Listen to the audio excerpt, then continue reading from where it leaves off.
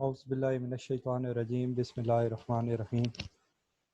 Second lecture start करने लगे हैं। फर्स्ट लेक्चर में हमने पढ़ा था vibratory motion, simple harmonic motion.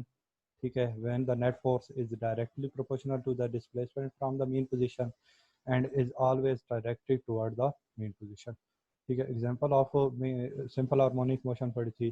फिर एक एग्जांपल के थ्रू हमने इस मोशन को एक्सप्लेन किया था। ठीक है, जिसमें हमारे पास equation f is equal to minus k x और लास्ट में हमने रिजल्ट निकाला था कि acceleration is directly proportional to the displacement and negative sign indicate the direction of the acceleration is always toward the mean position. ठीक है, फिर लास्ट में रिस्टोरिंग फोर्स हमने डिफाइन कर दी थी। Restoring force always pushes or pulls the object performing oscillatory motion toward the mean position. Next अब हम start करने जा रहे हैं कि जब आपके पास बॉडी डिफरेंट पोजीशन पर होती है तो उस वक्त उसके ऊपर रिजल्टेंट फोर्स किसके इक्वल होगी, उसका डिस्प्लेसमेंट किसके इक्वल होगा और उसका एक्सेलरेशन किसके इक्वल होगा, उसकी वेलोसिटी किसके इक्वल होगी, उसकी काइनेटिक एनर्जी किसके इक्वल होगी। तो मैं पहले ये आपको बता दूं कि अगर आपके पास इस सिस्टम में जब डिस्प्लेसमेंट ज़ीरो होगा तो देन आपके पास फोर्स क्या होगी, ज़ीरो होगी, क्योंकि फोर्स जो है वो किसके ऊपर डिपेंड कर रही है, डिस्प्लेसमेंट के ऊपर कर रही है। और इसी तरह आपके पास एक्सेलरेशन भी ज़ीरो होगा जब डिस्प्लेसमेंट जो है वो इक्वल टू ज़ीरो होगा, क्योंकि एक्सेलरेशन भी किसके ऊपर डिपेंड कर रहा है, डिस्प्लेसमेंट के ऊपर डिपेंड कर रहा है।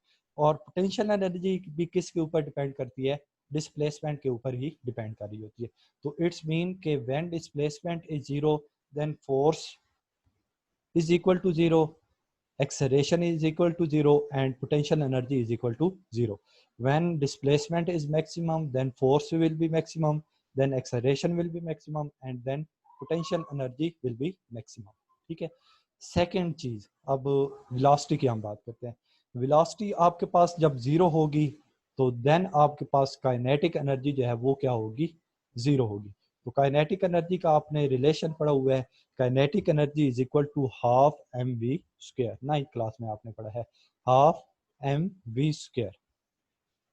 तो उस रिस्पेक्ट से जब v जीरो होगा तो आपके पास काइनेटिक एनर्जी जो है वो इक्वल टू जीरो होगी। अब वेलोसिटी कब जीरो होगी और कब मैक्सिमम होगी ये हम एक्सप्लेन करेंगे साथ साथ।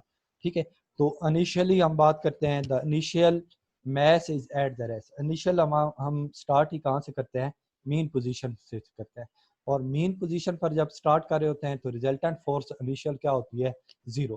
फिर हम उस स्प्रिंग सिस्टम के साथ जो उस स्प्रिंग सिस्टम में जो मैस अटैच होता है स्प्रिंग के साथ उसको हम डिस्प्ले करवाते हैं from mean position to extreme position.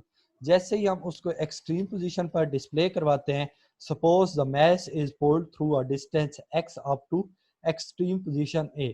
ठीक है, then release the restoring force exerted by the spring on the mass will pull it toward the mean position. ठीक है, तो उस वक्त जब हम उसको डिस्प्ले करवाते हैं डिस्टेंस x पर और वो पोजीशन एक्सट्रीम पोजीशन a पर आ जाता है तो उस वक्त उस स्प्रिंग के अंदर क्या आ जाती है, रिस्टोरिंग फोर्स F आ जाती है। क्यों आ जाती है, क्योंकि स्प्रिंग के अंदर स्ट्रेचिंग प्रोड्यूस हुई है और डिस्प्लेसमेंट प्रोड्यूस हुआ है। जब डिस्प्लेसमेंट मैक्सिमम होगा, ठीक है, ओ से लेकर ए तक का जो डिस्प्लेसमेंट है उसको आप क्या कहते हैं, मैक्सिमम डिस्प्लेसमेंट कहते हैं।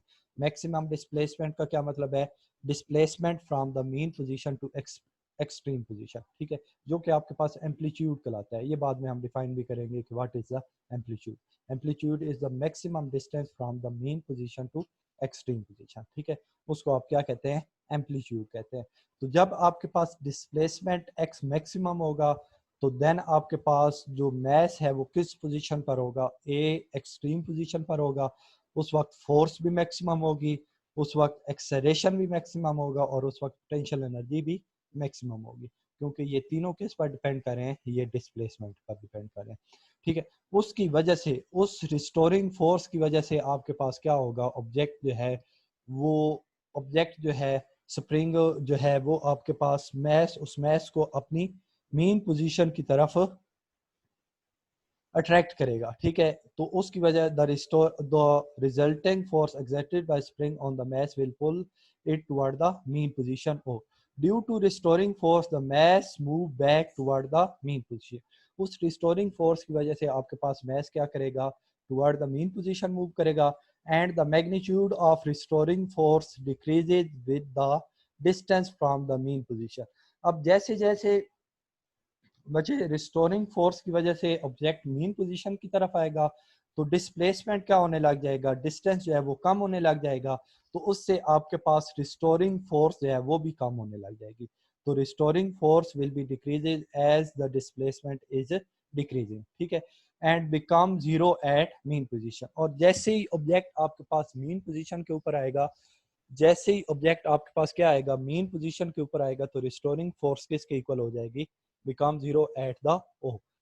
However, the mass gains speed as it moves toward the mean position and its speed become maximum at O. अब बच्चे आपके पास स्पीड और फोर्स जो है ये ना समझिएगा कि जब फोर्स जीरो हो जाएगी तो स्पीड जीरो हो जाएगी। जब फोर्स जीरो होगी तो देन क्या चीज जीरो होगी, एक्सेलरेशन जीरो होगा, वेलोसिटी जीरो नहीं होगी, ठीक है। तो जैसे जैसे आपके पास मास जो है वो मीन पोजीशन की तरफ मूव करेगा तो उसकी स्पीड जो है वो इंक्रीज होती जाएगी और मीन पोजीशन के ऊपर वो रुकेगा नहीं। क्यों नहीं रुकेगा, आपने पढ़ा है कि ड्यू टू इनर्शिया आपके पास कोई भी बॉडी जो है वो अपनी स्टेट ऑफ रेस्ट या स्टेट ऑफ मोशन को कंटिन्यू करती है। तो आपके पास वो मास जो है वो मोशन में आ रहा होगा, स्पीड के साथ आ रहा होगा, तो वो मीन पोजीशन पर नहीं रुकेगा बल्कि ड्यू टू इनर्शिया वो सेकंड एक्सट्रीम पोजीशन की तरफ चला जाएगा। तो due to inertia mass does not stop at the mean position O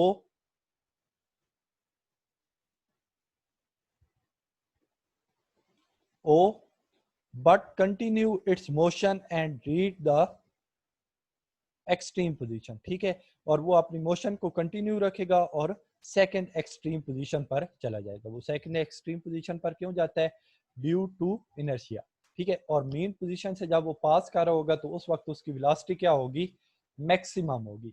जब उसकी वेलोसिटी मैक्सिमम होगी तो उस वक्त उसकी काइनेटिक एनर्जी किसकी इक्वल हो जाएगी, मैक्सिमम हो जाएगी, क्योंकि kinetic energy is directly depend upon किसके ऊपर डिपेंड कर रही है, आपके पास वेलोसिटी के ऊपर डिपेंड कर रही है, ठीक है। तो नेक्स्ट, जैसे ही वो एक्सट्रीम पोजीशन पर जाएगा, as the mass moves from the mean position O to extreme position B, the restoring force acting on it toward the mean position steadily increases in strength। अब जैसे ही वो मैच जो है ओ position से second extreme position B पर की तरफ जा रहा होगा तो डिस्प्लेसमेंट क्या होने लग जाएगा, इंक्रीज होने लग जाएगा, तो उसकी वजह से रिस्टोरिंग फोर्स जो है वो इंक्रीज होने लग जाएगी, ठीक है। तो हेंस द स्पीड, अब आपके पास रिस्टोरिंग फोर्स इंक्रीज होने लग जाएगी। जब आपके पास वो मैस एग्जैक्ट बी पोजीशन के ऊपर जाएगा तो वो एक लम्हे के लिए रुकेगा, तो उस वक्त उसकी वेलोसिटी क्या हो जाएगी, स्पीड उसकी जीरो हो जाएगी। इसका मतलब क्या है कि जब ओ से बी की तरफ जा रहा होता है तो उस वक्त उसकी स्पीड डिक्रीज होते होते जब वो एग्जैक्ट बी पोजीशन पर पहुंचता है तो वहां पर उसकी स्पीड क्या हो जाती है, जीरो हो जाती है। तो बी पोजीशन पर उसकी स्पीड क्या हो जाएगी, जीरो, तो काइनेटिक एनर्जी क्या हो जाएगी, जीरो। और उस वक्त आपके पास फोर्स, उस वक्त डिस्प्लेसमेंट आपके पास मैक्सिमम होगा, तो फोर्स भी मैक्सिमम होगी, पोटेंशियल एनर्जी भी मैक्सिमम होगी और एक्सेलरेशन भी आपके पास मैक्सिमम होगा, ठीक है। Hence the speed of the mass decreases as it moves towards the extreme position B.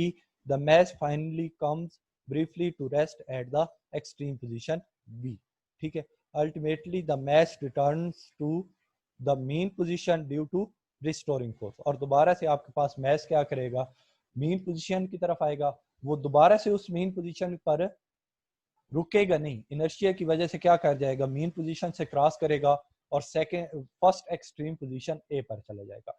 अब मीन पोजीशन से जब वो क्रॉस कर रहा होता है तो उस वक्त उसका डिस्प्लेसमेंट क्या हो जाएगा, जीरो हो जाएगा। डिस्प्लेसमेंट जीरो होगा तो फोर्स भी मीन पोजीशन पर जीरो होगी, आपके पास पोटेंशियल एनर्जी भी जीरो होगी और एक्सेलरेशन भी जीरो होगा। बट वो मीन पोजीशन पर फोर्स जीरो है लेकिन मीन पोजीशन पर रुकता क्यों नहीं है, ड्यू टू इनर्शिया की वजह से वो स्टॉप नहीं करता, ठीक है। तो अब सारी दोबारा से मैं बात बता देता हूँ कि आपके पास क्या है कि जब मीन पोजीशन पर होगा तो देन वेलोसिटी क्या है, मैक्सिमम होगी, तो काइनेटिक एनर्जी भी मैक्सिमम होगी। डिस्प्लेसमेंट जीरो होगा तो फोर्स भी जीरो होगी, एक्सेलरेशन भी जीरो होगा और पोटेंशियल एनर्जी भी जीरो होगी। और चाहे वो फर्स्ट एक्सट्रीम पोजीशन पर है या सेकंड एक्सट्रीम पोजीशन पर है, एग्जैक्ट फर्स्ट एक्सट्रीम पोजीशन पर है या सेकंड एक्सट्रीम पोजीशन पर है, तो उस वक्त एक लम्हे के लिए आपके पास मैस जो है जो कि स्प्रिंग के साथ अटैच है वो एक लम्हे के लिए रुकेगा, तो उस वक्त उसकी वेलोसिटी क्या हो जाएगी, जीरो। उसकी फोर्स क्या हो जाएगी, मैक्सिमम। उसकी एक्सेलरेशन भी मैक्सिमम हो जाएगा, उसकी पोटेंशियल एनर्जी भी मैक्सिमम हो जाएगी। क्यों? क्योंकि उस वक्त उसका डिस्प्लेसमेंट जो है वो मैक्सिमम होता है। ठीक है, तो अब ये फिगर दोबारा से देख लें जो कि आपके पास बुक के अंदर भी बनी हुई है। इसमें इसमें ये मीन पोजीशन पर मैंने क्या बताया हुआ है, वेलोसिटी मैक्सिमम होगी, काइनेटिक एनर्जी भी मैक्सिमम होगी। ठीक है, एक्सट्रीम पोजीशन ए पर मैंने क्या बताया हुआ है कि एफ और सॉरी इसी मीन पोजीशन पर, ये सारी मैं मीन पोजीशन की बात कर रहा हूँ कि काइनेटिक एनर्जी क्या होगी मैक्सिमम, वेलोसिटी भी क्या होगी मैक्सिमम, और फोर्स इस मीन पोजीशन पर क्या होगी, जीरो, क्योंकि डिस्प्लेसमेंट क्या है, जीरो। एक्सेलरेशन भी जीरो होगा और पोटेंशियल एनर्जी भी जीरो होगी। अब फर्स्ट एक्सट्रीम पोजीशन ए की बात करते हैं, तो वहां पर आपके पास डिस्प्लेसमेंट क्या होगा, मैक्सिमम होगा, तो फोर्स भी क्या होगी मैक्सिमम, एक्सेलरेशन भी मैक्सिमम और पोटेंशियल एनर्जी भी मैक्सिमम होगी। जबकि उस वक्त एक लम्हे के लिए मैस एम जो है वो रुकेगा, जिससे उसकी वेलोसिटी जो है वो जीरो होगी। वेलोसिटी जीरो होगी तो उससे उसकी काइनेटिक एनर्जी जो है वो भी जीरो होगी। ठीक है, सेकंड इसी तरह वो दोबारा रिटर्न करेगा toward the mean position, mean position पर वो स्टॉप नहीं करेगा ड्यू टू इनर्शिया, वो सेकंड एक्सट्रीम पोजीशन की तरफ चला जाएगा और ये सेकंड एक्सट्रीम पोजीशन बी। ठीक है, यहाँ पर फिर दोबारा से डिस्प्लेसमेंट क्या होगा मैक्सिमम, तो उसकी वजह से फोर्स भी मैक्सिमम होगी, एक्सेलरेशन भी मैक्सिमम होगा और पोटेंशियल एनर्जी भी मैक्सिमम होगी। और इस पॉइंट पर आपके पास वेलोसिटी जीरो होगी और काइनेटिक एनर्जी भी आपके पास जीरो होगी।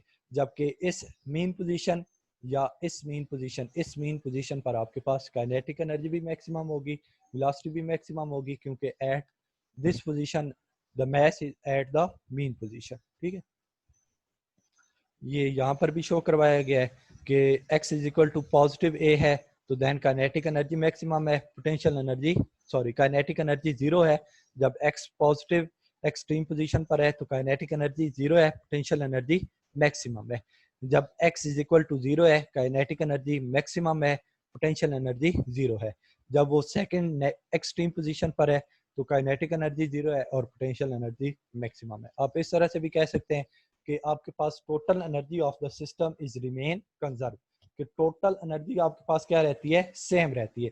जस्ट आपके पास क्या हो रहा है, कभी वो टोटल एनर्जी किस फॉर्म में अपेयर हो जाती है, काइनेटिक एनर्जी की फॉर्म में अपेयर हो जाती है, कभी वो आपके पास पोटेंशियल एनर्जी की फॉर्म में अपेयर हो जाती है। ठीक है, मीन पोजीशन पर वो टोटल एनर्जी किसके इक्वल होती है, काइनेटिक एनर्जी के इक्वल होती है, और एक्सट्रीम पोजीशन पर आपके पास वो टोटल एनर्जी किस के इक्वल होती है, पोटेंशियल एनर्जी के इक्वल होती है। और अगर हम किसी और पॉइंट की बात करें, mid of the extreme and mean position की बात करें, तो वहां पर टोटल एनर्जी किसके इक्वल होगी, sum of potential energy plus kinetic energy.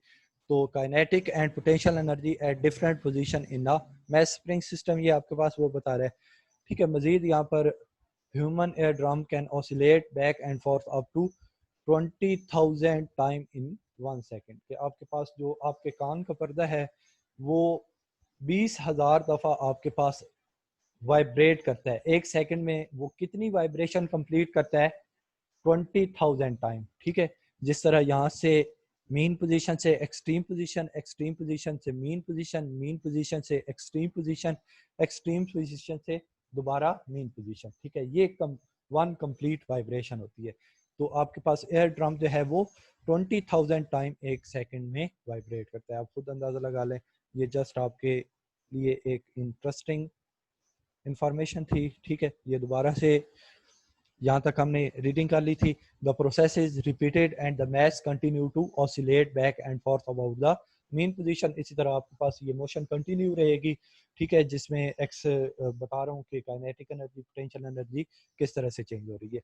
Such motion of a mass attach to a spring on horizontal frictional less surface is known as a simple harmonic motion. ठीक है, अब कुछ motion जो है वो आपकी क्या होती है, पीरियोडिक मोशन होती है। पीरियोडिक मोशन का क्या मतलब है कि ऐसी मोशन जो कि एक फिक्स टाइम के बाद अपनी मोशन को दोबारा से रिपीट करती हैं।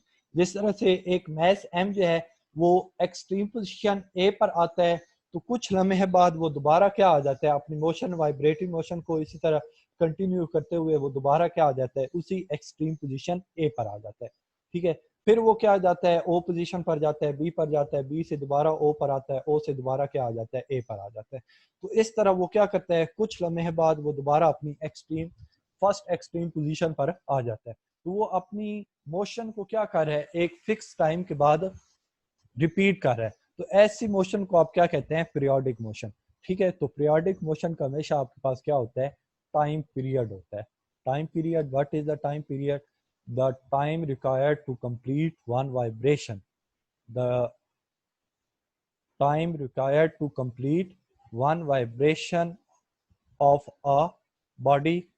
ठीक है, दैट्स कॉल्ड टाइम पीरियड। ठीक है, तो टाइम पीरियड किसके इक्वल होगा, T is equal to 2 pi M over K का अंडर रूट। ठीक है, टी इसमें आपके पास क्या है, टाइम पीरियड, 2 आपके पास कांस्टेंट है, पाई आपके पास क्या है, 3.14 के इक्वल होता है।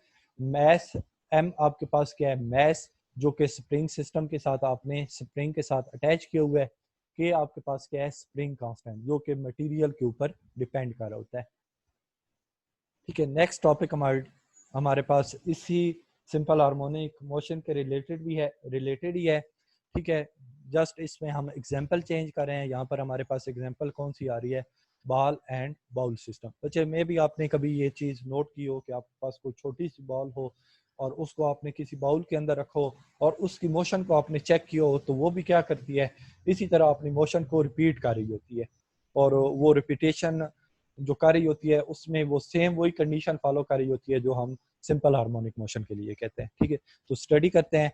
फॉर इनिशियल आपके पास क्या करते हैं कि आपने ये आपके पास बाउल है। ठीक है, ये आपके पास बाउल है, इस बाउल के अंदर ये आपके पास बॉल है।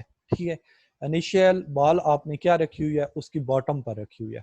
तो बॉटम पर जब आपने बॉल रखी हुई है तो उस वक्त तो उस बॉल के ऊपर दो फोर्सेज एक्ट कर रही होती हैं। एक वेट फोर्स एक्ट कर रही होती है जो कि डाउनवर्ड एक्ट कर रही होती है। दूसरी आपके पास नॉर्मल फोर्स है जिसको हम किसके साथ डिनोट करवा रहे हैं, आर के साथ डिनोट करवा रहे हैं, जो कि अपवर्ड एक्ट कर रही होती है। ये वेट फोर्स जो कि डाउनवर्ड एक्ट कर रही है, वेट फोर्स जो कि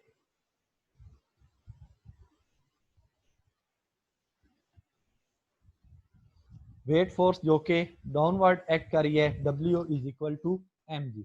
और नॉर्मल फोर्स जो कि बॉल के ऊपर लगा रही है, उसकी डायरेक्शन अपवर्ड होगी। ठीक है, नॉर्मल टू द सरफेस होती है, उसकी डायरेक्शन क्या होगी, अपवर्ड होगी। तो ये दोनों फोर्सेज एक दूसरे को कैंसिल कर देंगी और नेट फोर्स यहाँ पर मीन पोजीशन पर आपके पास किसके इक्वल हो जाएगी, net force is equal to 0 हो जाएगी। तो आपके पास बॉल जो है वो मूव नहीं करेगी।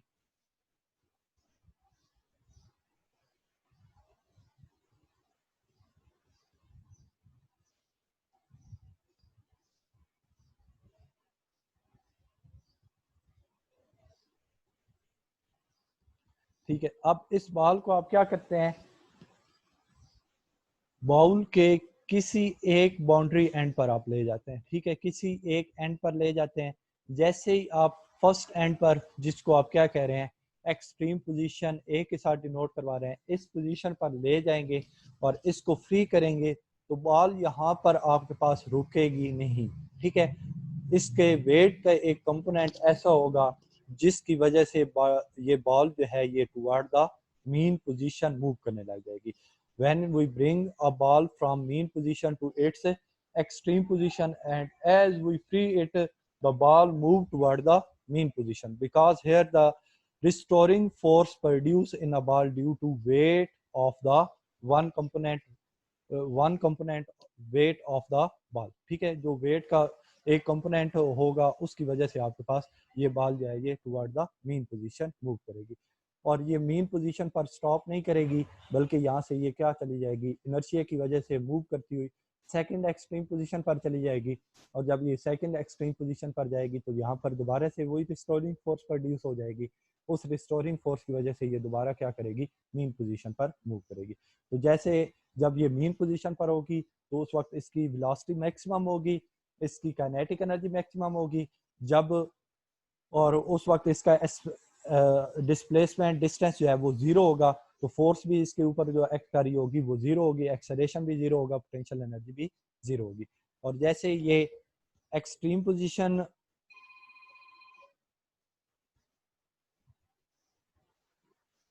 जैसे ये एक्सट्रीम पोजीशन पर जाएगी तो वहां पर इसके ऊपर डिस्टेंस मैक्सिमम हो जाएगा, तो फोर्स भी मैक्सिमम होगी, एक्सेलरेशन भी मैक्सिमम होगा, और पोटेंशियल एनर्जी भी मैक्सिमम होगी। ठीक है, तो ये bowl and ball. The motion of a ball placed in a bowl is another example of simple harmonic motion. When the ball is at the mean position or that is at the center of bowl, net force acting on the ball is zero. Center पर आपके पास क्या है, bottom पर आपके पास ball के ऊपर जो नेट फोर्स एक्ट कर रही है वो zero. In this position weight of the ball act downward is equal to the upward normal force of the surface of a ball. Hence there is no motion. ये किस point की बात की है, ये centre of the ball mean position की बात की है। ठीक है, next, now if we bring the ball to position A, then release it, the ball will start moving toward the main position O due to the restoring force caused by its weight. ठीक है, तो restoring force produce होगी। क्यों produce हो रही है कि ball जो है उसका वेट है, उस वेट की वजह से आपके पास वो बॉल जो है वो टुवर्ड द mean position आएगी। At mean position the ball get maximum speed due to its inertia, it move toward the extreme position। भी पहले बता चुका हूँ कि आपके पास मीन पोजीशन पर स्पीड मैक्सिमम होगी और आपके पास इनर्शिया की वजह से मीन पोजीशन पर बॉल रुकेगी नहीं बल्कि एक्सट्रीम पोजीशन बी पर चली जाएगी। Going toward the position B, the speed of ball decreases due to restoring force due to restoring force which act toward the mean position. जैसे जैसे बॉल बी पोजीशन की तरफ मूव करेगी तो distance increase करेगा, उसकी वजह से रिस्टोरिंग फोर्स प्रोड्यूस करे होगी जो कि उसको किस की तरफ मूव करवाएगी, toward the mean position. At the position B the ball stop for a will and then again move toward the position O under the action of the restoring force. This to and fro motion of the ball continue about the main position O till all its energy is lost due to friction। ठीक है, और इसी तरह ये to and fro motion चलती रहेगी, आखिरकार रुक जाती है। वो रुकती क्यों है, क्योंकि बॉल की सरफेस और बाउल की सरफेस के दरमियान एक फ्रिक्शन फोर्स होती है। ठीक है, उस फ्रिक्शन फोर्स की वजह से ऐसा एनर्जी जो है वो आपके पास डिक्रीज होती जाएगी और सारी एनर्जी जो है वो लॉस्ट हो जाएगी और एट द लास्ट आपके पास बॉल जो है वो स्टॉप कर दे।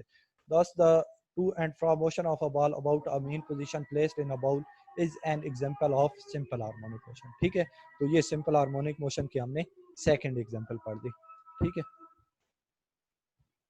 नेक्स्ट सिंपल पेंडुलम स्टार्ट हो रहा है, तो इंशाल्लाह ये हम फिर थर्ड लेक्चर में स्टार्ट करेंगे। ठीक है, थैंक्स। और किसी का अगर क्वेश्चन हो तो मुझे बेशक व्हाट्सएप कर दें या आपके ग्रुप बने हुए हैं, आप उसमें क्वेश्चनिंग करके मज़ीद आंसर अपने क्लियर कर सकते हैं अगर आपको कोई कंफ्यूजन है तो। ठीक है, थैंक यू, अल्लाह हाफिज़।